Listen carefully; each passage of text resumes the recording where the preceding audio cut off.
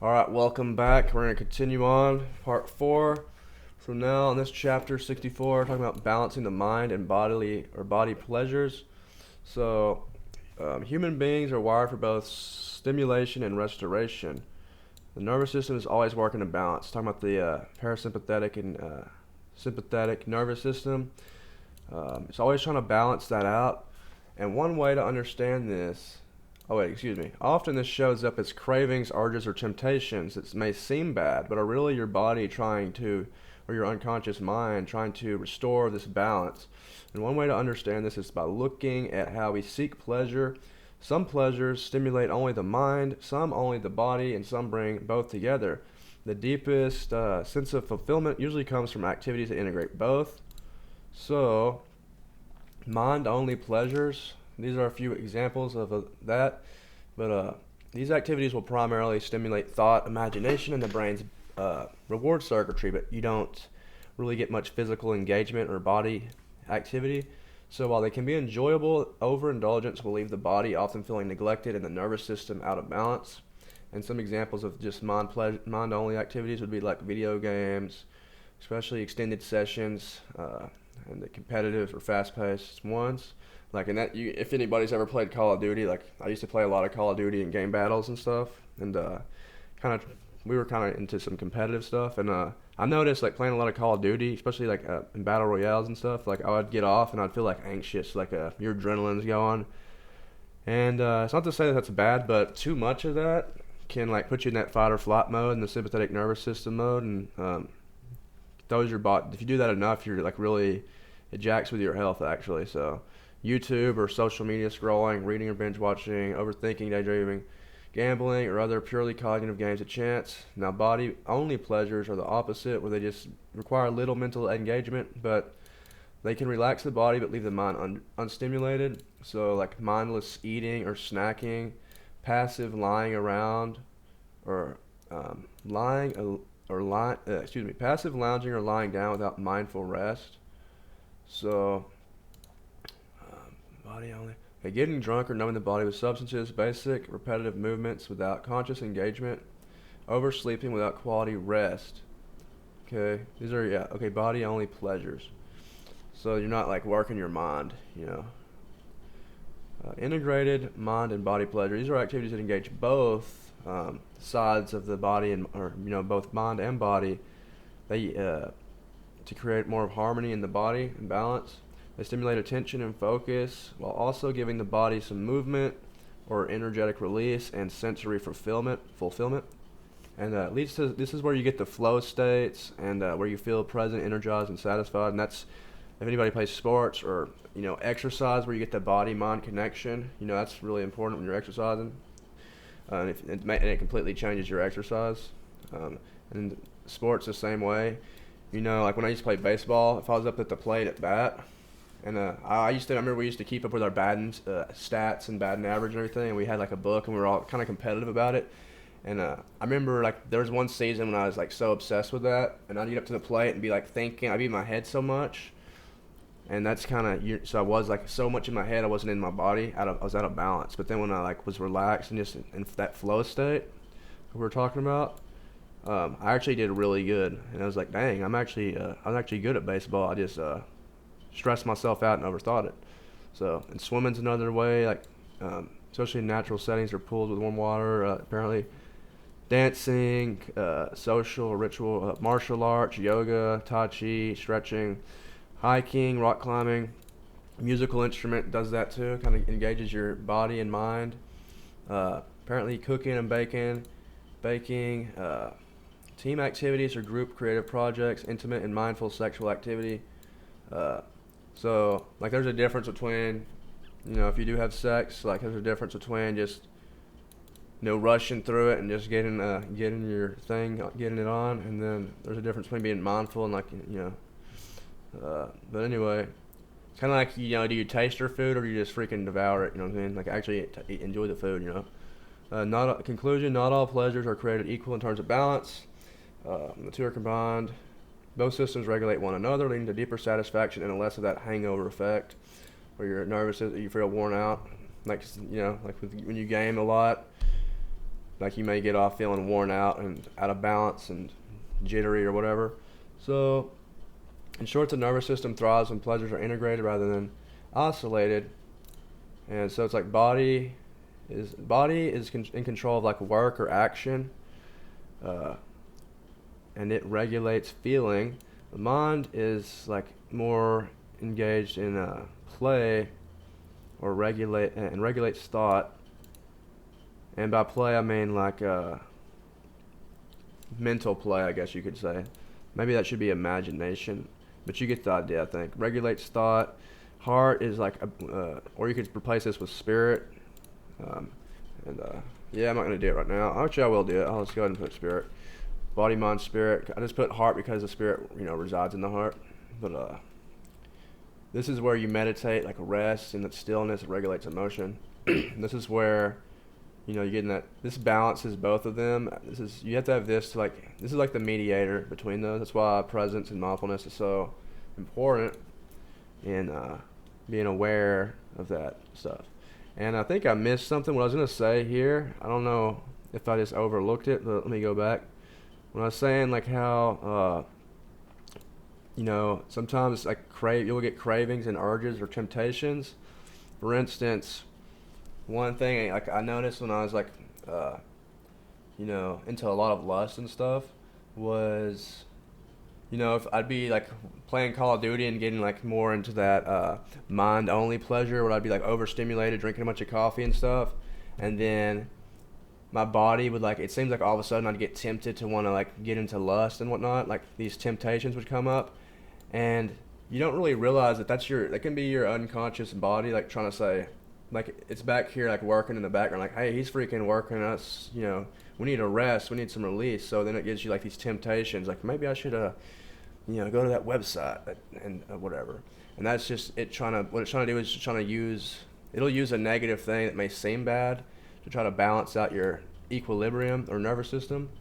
So it's wanting you to like go into a body activity, and that's where you get like the mindless snacking or stuff. And it's the understanding how the body works, because it'll self-correct, and if you're not careful, it'll try to get you to do healthy things, but a lot of people neglect those, and then eventually it's like, well, here's the last resort. I guess we need to, tempt them with sex or Whataburger, or going out to eat or whatever that may be. So that's something I wanted to add in there. You can kind of see that how the body, your unconscious mind that you're unaware of, it's like almost like you can look at your unconscious mind as like it's almost like your own personal chat GPT working in the background that most people aren't aware of. And you can learn to communicate with that, and I think we get into that later, but we're going to move on because this is a long thing. The mirror of light and the mirror of mind and the light of the heart. So if all external reality is in truth an inward projection, an emanation within consciousness itself, then what we call the outer world may not be nothing more than a mirror of our own internal state. What appears before our eyes could be the holographic reflection of what exists inside of us, an endless dance of the micro and macro, each containing each other. So like when you're a kid, like a hologram or a holographic reflection, like when you're a kid and you have those you'd have like rulers or piece of papers with like an image, and you can like turn them, and it'd be like, when you turn it this way, it looks like something else, and when you turn it that way, it looks like those holographic images. Apparently, if you take like that and you cut a little square out of that little square, if you put it under a microscope or something, contains the whole image of that. It's kind of weird. So like we're all basically, what I'm saying is when the people say that you're like a holographic, made in the image of God and all that, it's basically you contain as an individual the whole within you. And it's kind of weird. It's like we all contain that. So when you change yourself, you're actually like a pebble in the pond rippling out, and actually that's one way to manifest heaven on earth, is to manifest it within yourself. Because even if you look at earth, what does it mean? I believe earth is like in Hebrew Adama, like Adama, like Adam, and it means like I may not say this exactly right, but basically Adam is earth or man, and heart is also an anagram of, or earth is an anagram of heart. You can make that. So basically what I'm saying is if you want to manifest it on earth or in the heart, I don't know what I'm trying to say. I think you understand what I'm saying, but that if you change your heart and your inner world, that reflects in this micro, macro, holographic, like a pebble in the pond kind of effect. So, and you'll notice that too whenever you start taking care of yourself and are healthier and watching like your temptations, and you just are like, I don't know, you get more peace within yourself. You'll notice the environment around you kind of reacting in a weird way, in a healthier way. So and when more people do that, it's even stronger. Like, and that's it's probably where they get the Bible verse. Like I don't know exactly what it is, but it's like when two people are together like the Spirit of God is there or something like that. But anyway, the world is basically a reflection of your inner world. So, and it says that in the Bible too, like the kingdom of heaven's within you. So if you're going to manifest if heaven's to come to earth, where's it coming from? Within. So how do you bring that without then? And that's kind of how you do that. So next thing we're looking at, what seems to be outside is simply awareness refracted through a lens of perception, like sunlight scattered through a crystal. Even space and matter are expressions of the same inner radiance. So while we experience light as something that illuminates the world, in truth it is the world. It is the world. Every particle, every shadow, every sensation arises from and returns to that single luminous field of consciousness. You can kind of look at everybody. You can look at, like, just symbolize the sun as like the original source, like the one. And then, like you see, like when you draw a sun, you always draw like the little lines representing the rays of light. And each person is like a ray of light, which is like the expression of that one. And a lot of people in Hinduism and Advaita will use the imagery of like the ocean, and they'll say you are like a wave on the ocean, expressing itself and then crashing back into the oneness when you die. But you may see, you don't look at the wave and just you don't separate them. You understand that that's water. It's all the same, like of the same body. It's all united. So, the mirror and the light are not two things. The mirror is light. Let's see. So, I don't want to get too much in here. I'm just going to touch upon most of the stuff. The race of sexual energy. Okay, so on a biological level, the same principle can be seen through the lens of neurochemistry. The release of sexual energy through orgasm produces a surge and then a drop in dopamine and other neurochemicals associated with motivation, clarity, and joy. So when that energy is continually externalized, the nervous system becomes desensitized.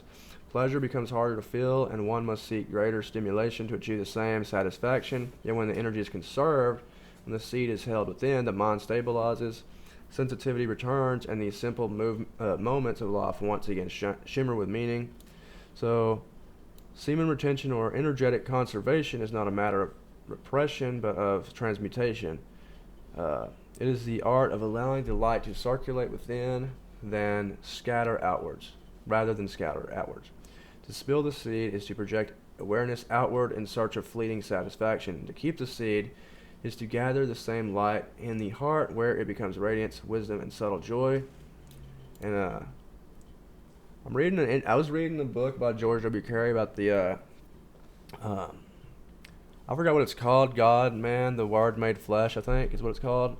And I think he actually he says something about, I think he points out how the Bible says the Word is the seed, and it says Jesus is the Word. And so he makes a connection between the seed or semen as being like a seed for higher consciousness to be sprouted, and it starts at the root chakra. And I don't know if I agree with everything he says, but he does point out some interesting things that make you think. And then when you see the world, like everybody's saying, oh yeah, you need the doctors, and you just see how the world is all about control and stuff, and you can't trust, it seems like, any government agency, and we all know how the pandemic went and all that. So, and then you have all the same people who, told us all about that, and we see how that went. are the ones who tell you, oh yeah, you got to orgasm 21 times a month or you'll get prostate cancer. So it's like, really? And you're the same doctors who prescribed cocaine and smoked cigarettes like just 50 years ago? Okay. And most of y'all are overweight and you're telling us about health? All right. So anyway, just wanted to throw that out there. So this dynamic, as within, so without, is echoed in Hermetic philosophy, Gnostic Mysticism, and the Taoist understanding of yin and yang. The heart is the sun, awareness is its light, and the world is its reflection. So this is the sun, the mind is the moon, and the world is like the mind. So it's kind of like solipsism is actually, in a way, true, but it sounds kind of nihilistic or narcissistic in a way. That, oh, I'm all there is, and it's like, yeah, you are, but not this person or ego. It's like you're identifying with, it'd be like the person in the video game, like Grand Theft Auto. Well, that's a bad analogy, but you get what I'm saying. Like, once you realize that it's more like a dream. Like, in your dream, at nighttime, like, yeah, the whole world you're in is literally you. It's in your brain, so it's a part of you. It's all connected, And that's the way the outer world is, too. So, yeah, that's kind of one way to look at that and understand it. And and I don't know if I've already mentioned it, but row, row, row your boat gently down the stream, merrily, merrily, merrily, merrily. Life is but a dream. Is like a lot more meaningful of a little child's song than you think. It's like actually pretty deep, actually.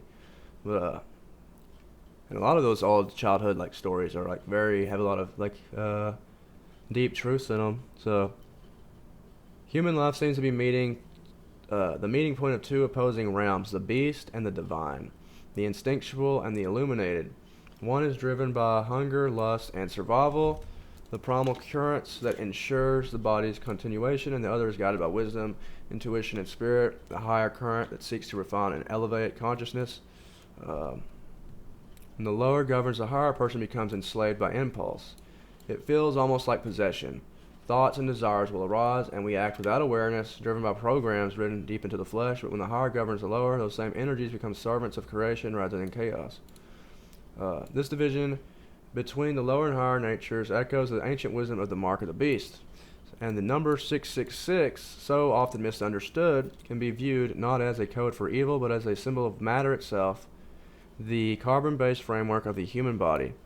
And if you don't know, carbon is the element of all living flesh, and it's composed of 6 protons, 6 neutrons, and 6 electrons. And many people would be like, yeah, but the Bible it was wrote way before they discovered that. And it's like, you do realize God exists outside of time, and he inspired the Bible. So yeah, the human authors may not have known that, but God is like the author of the whole story outside of time, and he did know that, and that's what he's showing you, is that the Antichrist is your beastly nature. And that's not to say that won't manifest out in the real world in some way, but because as above, so below, I kind of I'm starting to think, and I voted for him twice, Trump, I'm kind of like suspicious about him. There's a lot of signs there, but we'll see. I don't want to point fingers, because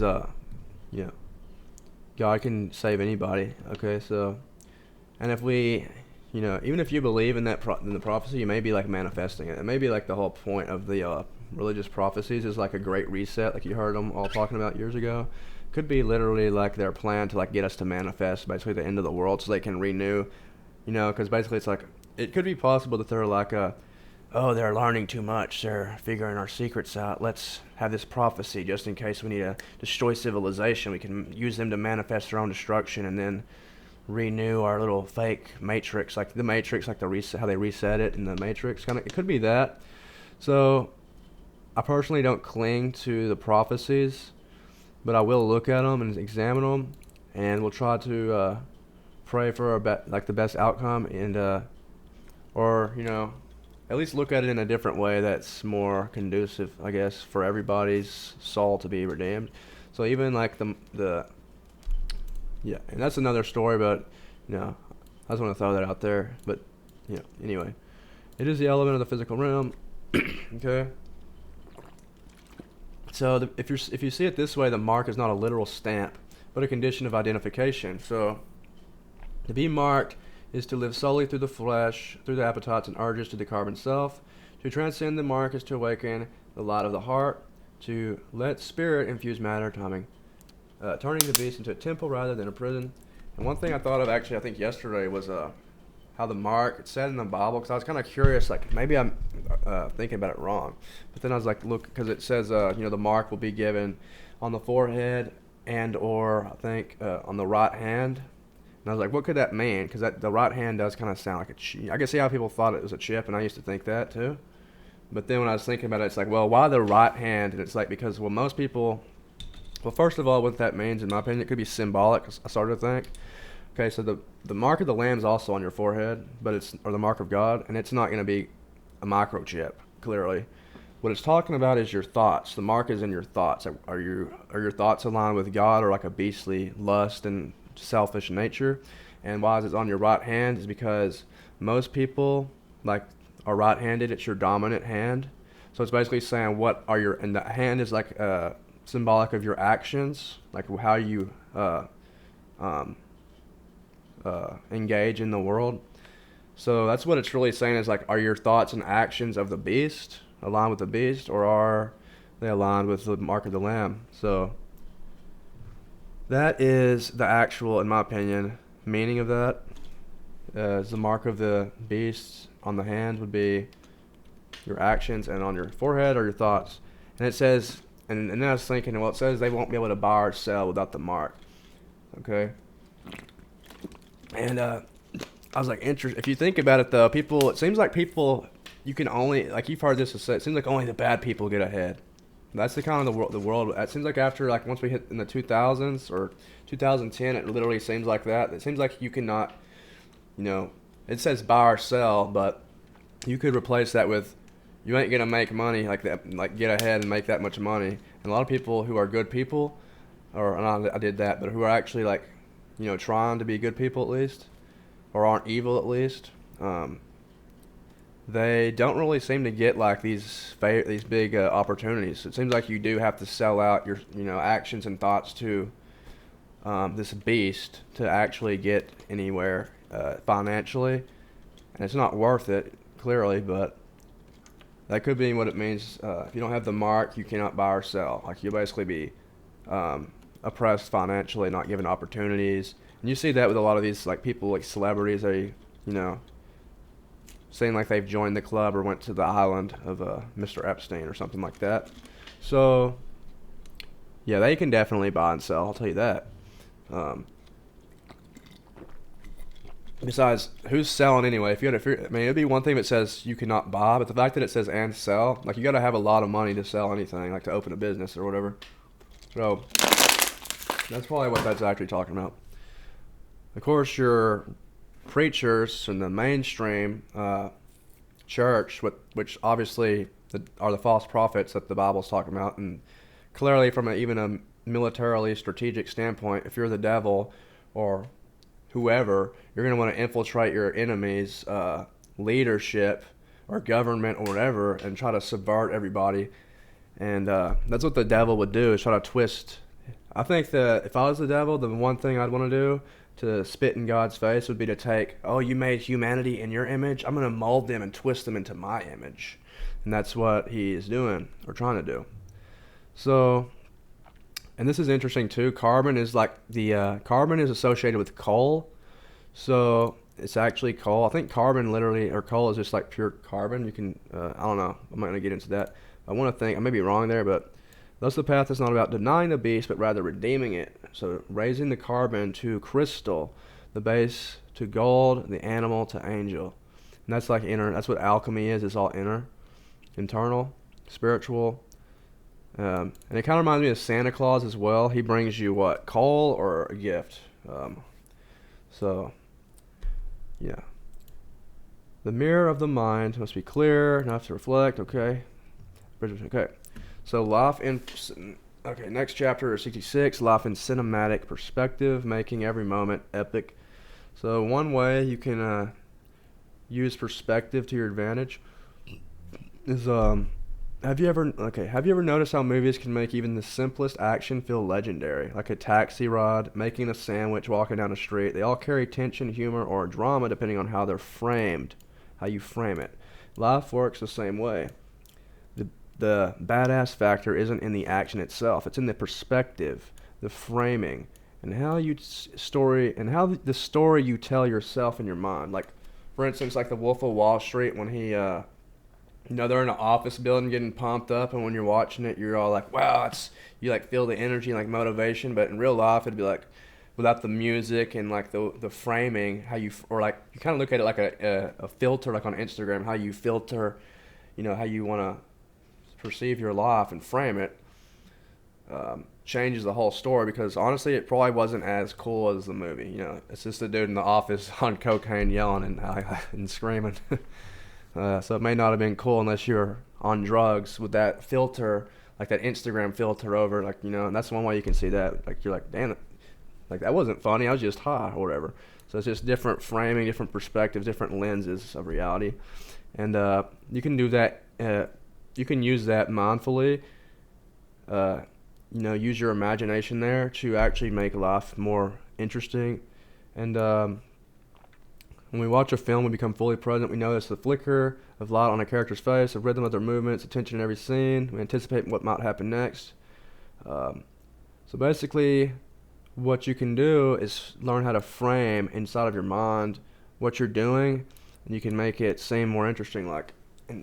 Here's what ChatGPT. I kind of asked ChatGPT, so I was using it to come up, like, bounce ideas off of and whatnot, and it kind of came up with some of this. Like, you can choose your genre, for instance. Like, the genre you assign to a moment transforms it entirely. So you can ask yourself, like, how do I want this scene of my life to feel?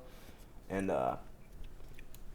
you don't necessarily have to like do this with every, like, I don't even do this myself, but I guess as an experiment you can do this to kind of see, like, just do this like once to kind of do it, and then it becomes more natural. But like, say like action and adventure, you can imagine like you're in an action or adventure episode, like a walk to the grocery store becomes like a tactical mission through enemy territory. Yeah, you can literally do this just as an exercise, like just like kind of like just be like, I'm gonna imagine like when I was a kid, like and this is like augmented reality, like you see like the I don't know, Meta glasses or whatever, the Google glasses, that, or whatever they're trying to do, to where they're having augmented reality, where they, like, it basically like you're seeing reality, but it's like you also have like an overlay where like you may see, like, I wish I had an image, but if you don't know what I'm talking about, look up augmented reality and those glasses. Like, you're still seeing the real world, but there's like, digital overlay. So basically you want to do that, but with your imagination. You don't need the glasses. Just like you can imagine like, like you can be like living in your own little world, like, in a way. And you don't want to be, going skitzing yourself out. And I'm not saying that, but just as an exercise to try, you can see like, oh, you know what? This is like just a way to see how perspective, and you can use your imagination to almost like trick your brain into making the mundane seem more magical and interesting and stuff, so, and more enjoyable. So yeah, you can imagine your backpack as essential gear. The mundane becomes a sequence of calculated moves. Or you could even imagine like you're walking through the woods, and in a parallel reality you're also walking through the woods, but you're a wizard or something in this one. Like, you can like imagine like just like, and I'm not saying go around and just be in La La Land, okay? But this is just like an experiment, like just an exercise you can do like once or twice in a situation. It's like, okay, like just to kind of understand how your mind and the way you frame things is so powerful. So you can do the same, like sitting in a coffee shop, you observe the world like a private eye. Every passerby is a character with hidden motives. Baristas' gestures, clues.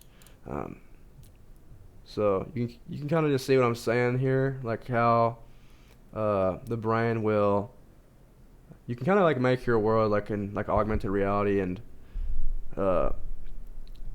how you want to frame something, like, oh, this is bad, oh, this is good. Like, for instance, like watching Spider-Man, like Spider-Man could be when he got bit before, in the old school Spider-Man or whatever. I haven't actually watched it. I don't know if I watched the new one, but when he gets bit by the spider and he turns into, he gets the powers. Like when he, like say you're him in the movie, and for some reason I'm forgetting the actor's name. It's not Tom Holland. I'm thinking of the other Spider-Man. I don't know why. I'm brain farting here, but like the OG Spider-Man. If you were like him, like not the actor, but like the real person in that universe, in that reality or whatever, and you got bit by a spider, you would be framing that as, oh, it's bad, it's horrible. But if he, like imagine, and I guess, yeah, scratch that. You can get. Let me use a different example. Like when you're at work, for instance, I used to do this when I used to work and lift a lot of stuff. Instead of saying, man, this is heavy and man, I hate this and this is, I would look at it like, yeah, I'm getting stronger. I'd actually literally, I'd do this to make this a lot easier. I would imagine like I was Goku and Krillin, like training with Master Roshi, and that was like my training, like how they carried milk and like would do like chores and tasks, but it was all training, martial arts training. So you can like just frame it in your mind and imagination and like make just makes life easier. Like you can use that practically like that, and that's actually something I kind of still do sometimes. I'll imagine like work as like exercise. A lot of people do that anyway. They'll use their work or their job as exercise, and it makes it a lot easier, and it seems more, it's like more productive and easier to do. So yeah, and you can also be present. It keeps you present and attentive as well. It keeps you in the present moment in a way. So yeah, so like here, waiting in line at the DMV can feel endless or boring, or it can be framed as a hero's trial. Testing, this is a test of my patience. Like this is like you can literally frame it in so many ways. Just use your imagination. So you can really, you can really make it like your strength. I'm going to go through that. I think I covered up all this. Every moment can carry a story if you assign a meaning. Ask, what's at stake here? What challenges can I overcome? How will this change me? You can look at you can take any bad moment as like a test or like training or something like that. Or imagine like I'm going to, you can just do all sorts of stuff with your imagination. You can add a soundtrack. I don't really do that. Like you can have like music, like pumped up music if you're, whatever. You can use your imagination on that. But, you're the director, cinematographer, and lead actor of your life. Watch it closely, engage fully, frame it intentionally, make it unforgettable. Okay. So now we are at chapter 67, the 3 hidden squares of the dodecagram and the body, mind, heart, intelligence. So the dodecagram, and we'll see it in a minute, it is a 12-pointed star formed by overlapping squares, and each at the heart of this hidden structure, the 3 squares each represent a aspect of human existence, which is one is the body, mind, and heart or spirit. Maybe I'm gonna add that to it. I mean, because that can be, yeah. Anyway, I don't know. I may just change that to spirit, but yeah. Let me go ahead and do that real fast. I forget. I'm just gonna turn that to spirit because we know that it's in the heart. But anyway, the body, so this is all, we don't need to really go over it too much, but all the aspects of the body here, skin, senses, endocrine system, that's the whole body. Then you have the middle square, which is the mind, conscious thought, reasoning, and memory. And I think people call this different things, like the body, the physical body, the astral body, or light body, and the spirit body. So there's different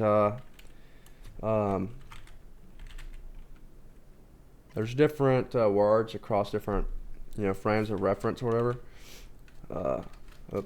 The heart is the emotional and spiritual center. While the spirit itself transcends material form, it naturally rises within the heart, making this square both grounded and luminous. Heart integrates. Yeah, I may change that to spirit, but you get the idea. I just use the heart because that's like the seat of the, that's where the seat of consciousness starts from, at least, and or spirit. So I may change that wording, but yeah, they when viewed as overlapping, the 3 squares reveal intersections where masculine, feminine, and spiritual energies meet, creating harmony and balance.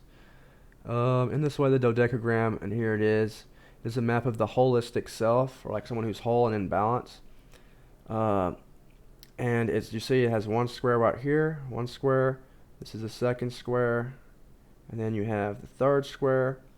And if you actually kind of just like zoom out and look at it, it kind of looks like this could be like the sun right here in the center and the rays, or like a lotus flower or a flower opening up, blooming. So kind of reminds me of the sun though.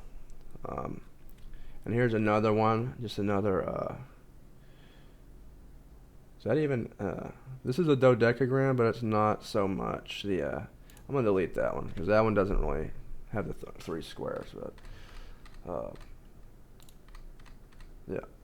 Yeah, I like this one better. Anyway, yeah, I'm kind of using this as a way, like, if you didn't notice, I'm kind of using this as a way to edit my document too, because I haven't actually, I'm still adding to it, like every day, dang near. Have an idea, and then I'll like go back and add to it. But anyway, art as a mirror for the subconscious. And I did have this as cannabis, but then I was like, yeah, I don't want people to think I'm talking about getting high all the time. Although cannabis can, and for me at the time, it was, I literally went, this, everywhere it says art here, this literally said cannabis, so you can actually replace that with cannabis, but doesn't mean to neglect it. But anyway, many people see art or cannabis as just creativity or recreation, but psychology and neuroscience both can, or weed, both can show that art can function as a mirror of the subconscious.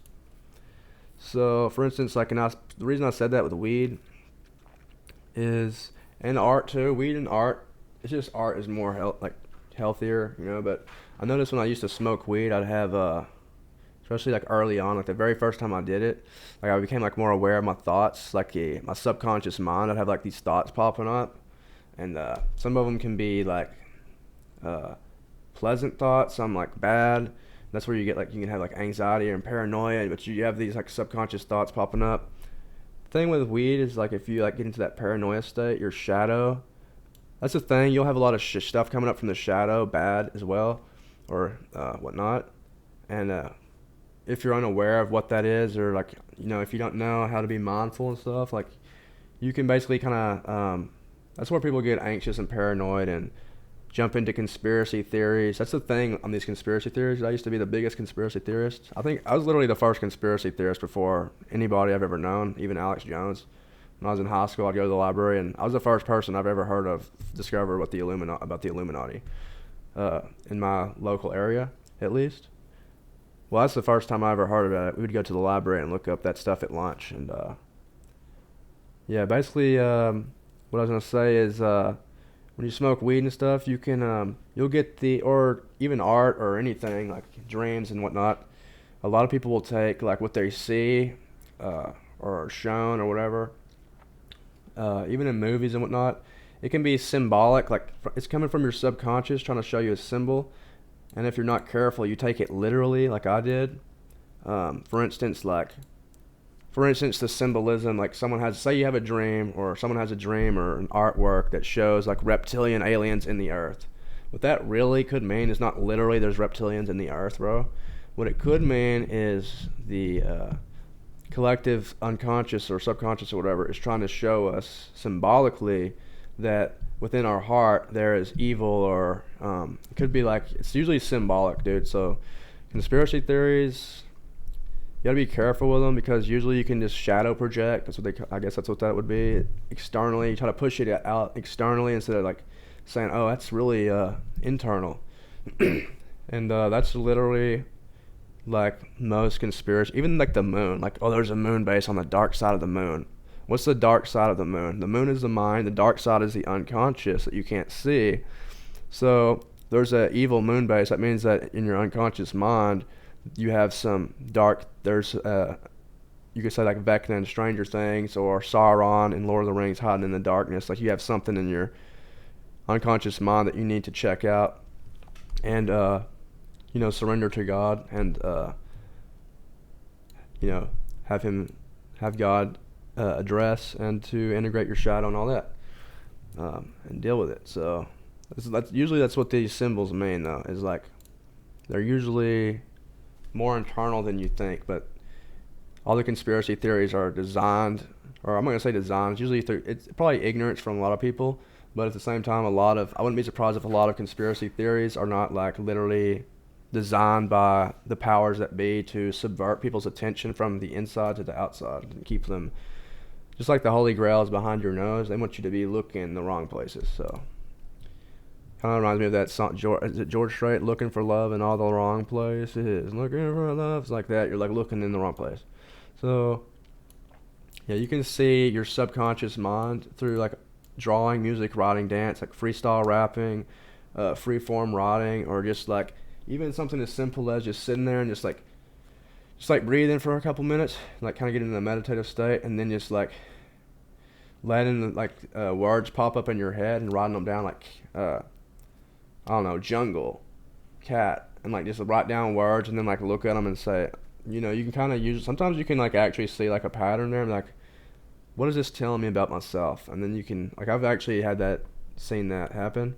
It's kind of like what horse shark tests are, and even like when you see like these people doing like tarot cards and whatnot, and then like reading them, what they're really doing, tarot cards and oracle and all that is really like horse shark test or like reflection. Basically, what you're doing when you do tarot or that kind of thing is what you're doing, or what they're doing is really they're just allowing subconscious contents to be expressed through their interpretation, or they're drawn from the collective subconscious. And that's why a lot of them, I don't know if they even mean to do this, but they'll say like the collective here, the collective. They refer to the person as the collective or the collective, whatever, but they're drawn from the unconscious. It's not, you know, it is cool to, you know, it's cool and it is magical and spiritual, but it's also like psychological, because you know, psychology is, or the psyche is magical, you know, because all is mind, and it's kind of weird, but I'm going to harp on that too much.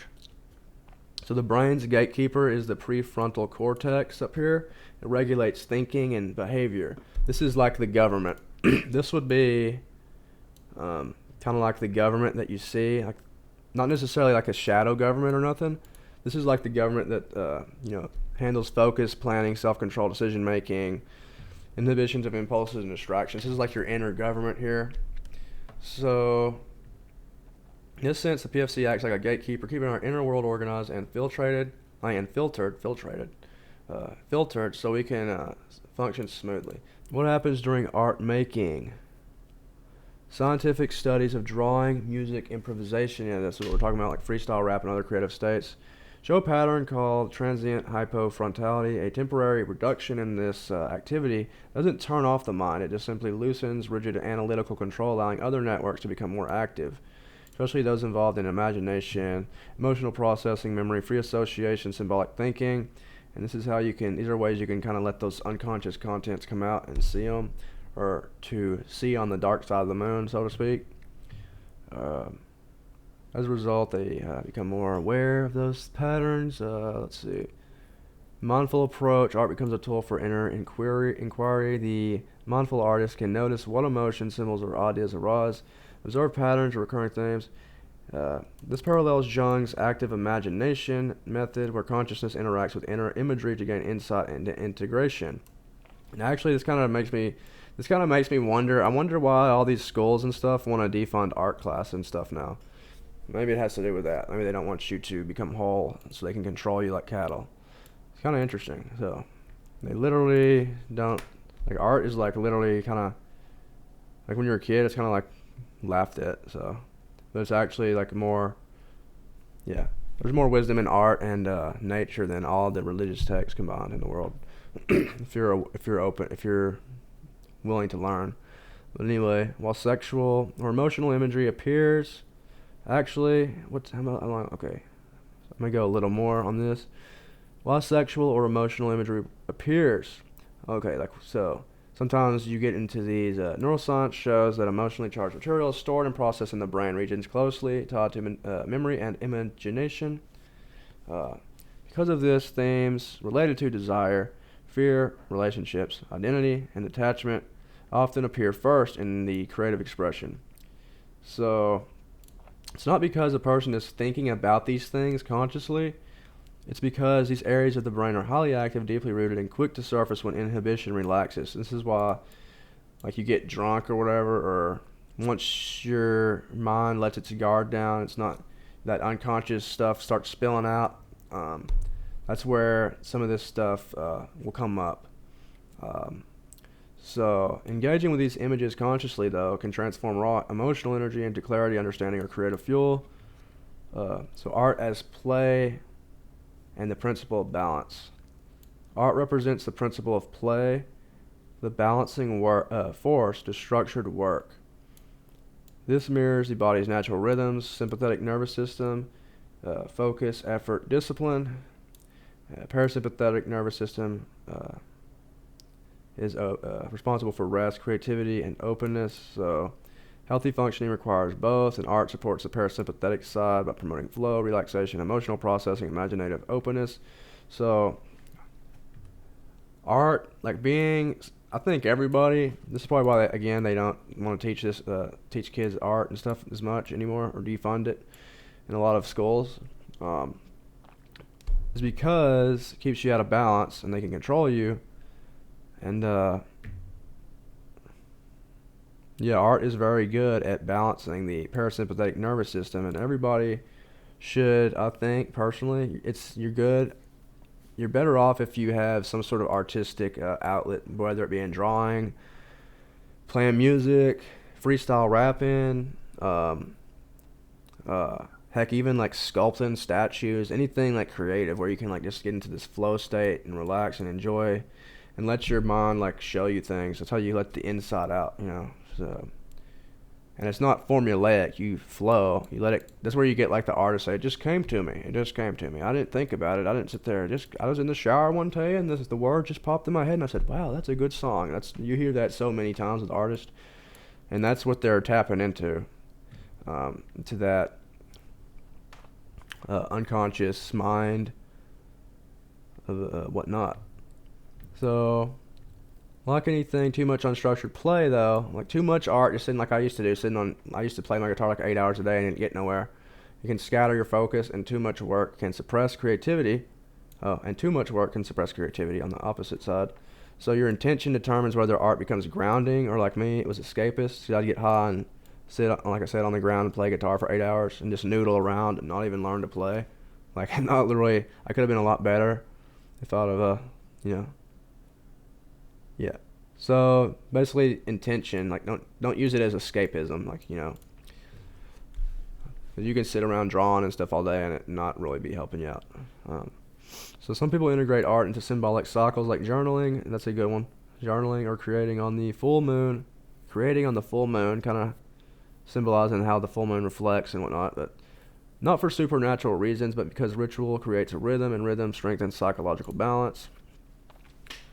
Yeah, that's a cool thing. Nature, like, literally like the moon and like the whole universe is it's like a teacher, dude. If you like are like open to it.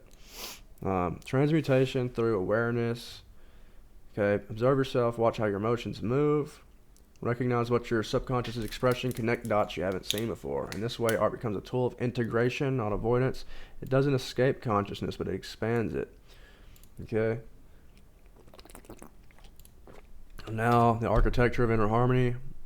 The quest for inner harmony begins with understanding the body's natural rhythm, a delicate dance between the systems that govern energy, motivation, and restoration. Within this orchestra, and this is where another one comes, and I actually forgot about this recently.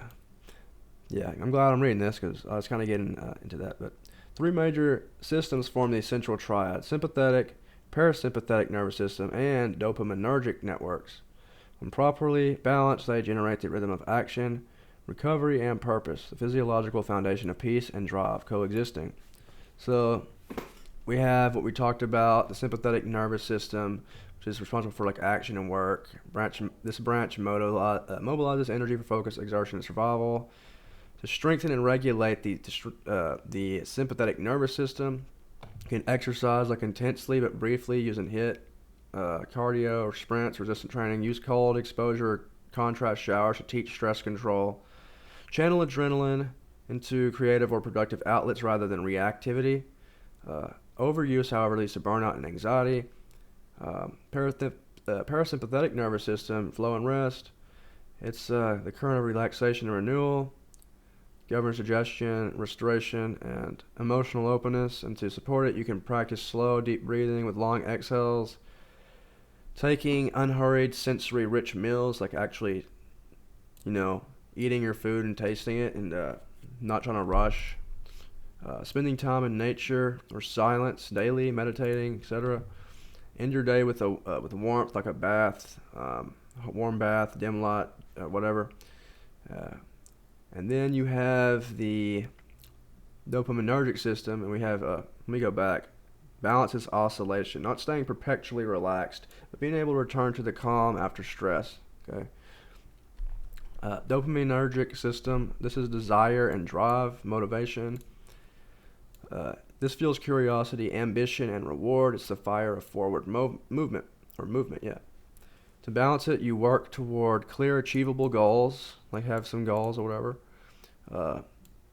Avoid stacking too many artificial rewards, like endless scrolling, caffeine overload, multitasking, too much dopamine hits, basically. Embrace dopamine fasting, which is periods of quiet or boredom to reset sensitivity. That kind of reminds me of like when I used to smoke weed. You take some people would take a tolerance break. They take a break from weed so that when they come back to it, they get higher. So you kind of want to take that same mindset with like anything really, especially these more modern like technological pleasures like video games, YouTube scrolling, social media. You want to you can take a tolerance break from it. Like when like a couple months ago, I actually took a whole month where I disconnected. I called the internet company and told them to pause my internet. And I just literally for a whole month I didn't have internet, and I would just read books and go outside and literally just no internet. I would allow myself to play like old like GameCube games and stuff though, on the weekends I think it was. But when I got back to like the next month when I reintroduced the stuff back slowly, it was like so much more enjoyable, dude. Like it was kind of weird like how that works, but reward completion, not just stimulation. Like when you accomplish your goals, like yeah, that's one good way to do it when you do reintroduce it back. I think that's what I would do. I'd have it on the weekend, kind of as like a reward of, taking care, accomplishing my goals for the week and being healthy and whatnot. And then this is some more to add on, but the extended ecology of balance, 2 additional systems, the serotonergic and endocrine or circadian systems, these circadian rhythm, complete the holistic pentad of balance. Pentad, okay, so it's like a 5-pointed star. Serotonergic system is contentment and peace, where dopamine seeks the horizon, serotonin anchors in the present. To nurture the serotonergic system, you need to get daily sunlight or use a light lamp in dark months. Eat tryptophan-rich foods like oats, eggs, nuts, seeds, salmon. Practice gratitude, journaling, and mindful appreciation. Move rhythmically, walking, swimming, drumming, or dancing. The serotonin is what's responsible for stabilizing mood, promoting satisfaction, and helps keep ambition humane. So this helps you to basically be content. This basically makes you be content and happy with what you have. And this is like the monk right here, and this is more like if you're like not in balance, and this is dominant. Like this is where you get your hustle culture, and eventually you crash though, and burn out. So it's all about balance. And the endocrine and circadian systems, timing, flow. So these systems synchronize hormones and body rhythms with the environment. To optimize them, we all know this is about sleep. So you wake up and sleep at consistent times, preferably with the sunrise and sunset. Avoid bright screens for 1 to 2 hours before bed. Align meals with daylight hours to stabilize insulin and cortisol cycles. So yeah, create a morning ritual that includes hydration, light exposure, and mild movement. And I'm glad I'm reading this with y'all because I actually, it's been a while since I wrote this part, and I haven't been doing the best on all this myself. But so this is a reminder. Been staying up a little late. The 4 modes of being. Inner harmony can be expressed as a repeating cycle of work, play, rest, reflect. Each phase blending physiological and symbolic balance. And here's a little chart or graph modes, as you kind of see there. different things. And supporting these systems in practice, these lesser known networks complete the harmony by linking emotion, connection, and restoration. So these are a little more the endocannabinoid system, the bridge of ease. So to balance it balances stress, inflammation, and reward. You can support it by omega-3 fatty acids, moderate exercise and yoga. Movement boosts natural endocannabinoids. Restful enjoyment, laughter, music, and creativity. And mindful cannabis use if used, framed as reflection rather than escape. And I put that there because at the time I was smoking weed. I was still quitting. I was kind of weaning off, and I was like, I was gonna start smoking weed only. I was only gonna allow it on the full moon as a reflective, like, and I was in a journal to like get my subconscious contents and kind of like match it with the moon as like a reflective, ritual kind of thing, because the moon is reflective, literally. I thought that was like, once a month isn't too bad, like, because I read that 1 to 2 times a month is like the most you want to do it as far to keep your brain like fully optimal. But I'm probably going to delete this because I don't want people to take this the wrong way. If you want to use weed, cool, but it's not necessary, so you don't need to do that. I'm going to take that off. But yeah, if you are going to do it, because people are going to do what they're going to do. That's what you can, that's how that kind of relates to the endocannabinoid system. Then you have the oxytocin system. The chemistry of connection creates trust, empathy, and emotional warmth. You get this through, genuine human touch or cuddling, honest conversation and eye contact, helping or nurturing others, physical closeness with pets or loved ones. It softens the sympathetic system and deepens the parasympathetic state. So this is where, being social is like a big thing, like for your health. Like it's actually like a big deal. And this is where I think a lot of people too, like because they don't get this fulfilled. This is where they turn to, I don't know if I can say it on YouTube, but I'll turn to that to get like kind of like this, almost like a false, like closeness, they kind of like are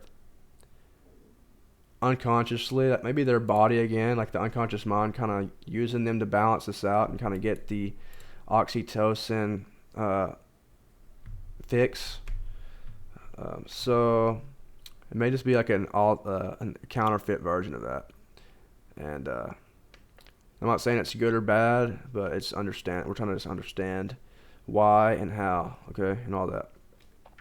And then you have the glymphatic system, the brain's cleansing tide, and of course all of it. I'm not gonna say okay.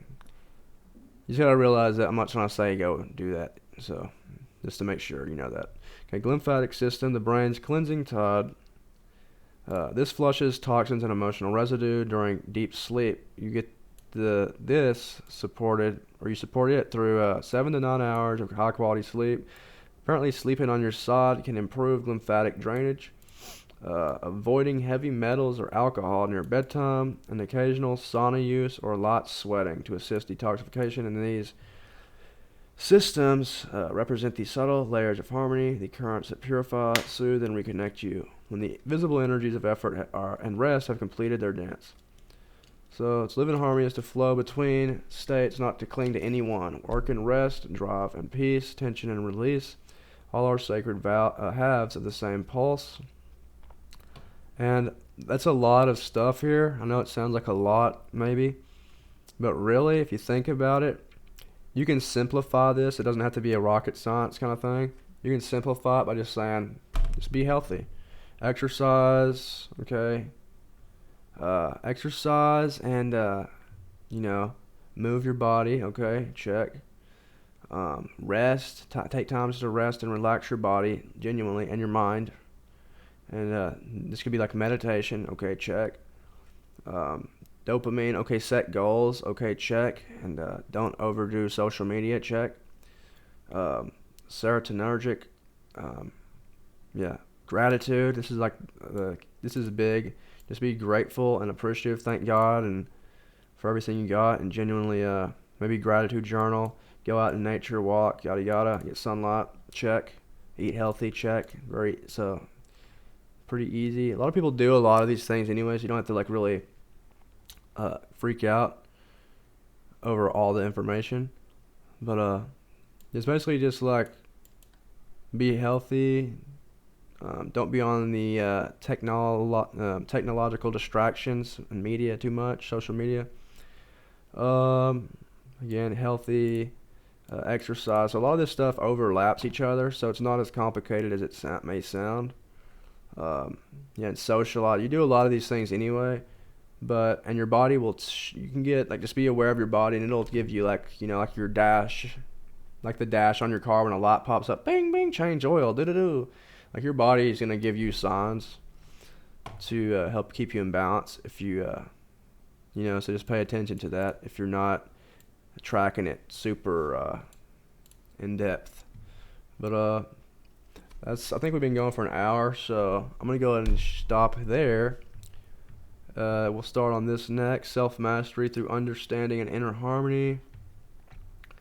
And yeah, I think we're about to be getting into some cooler stuff. It's all kind of interesting, I guess, but it's up to you anyway if it's interesting. But that'll do it for this video. Thanks for watching, and y'all have a good rest of your day.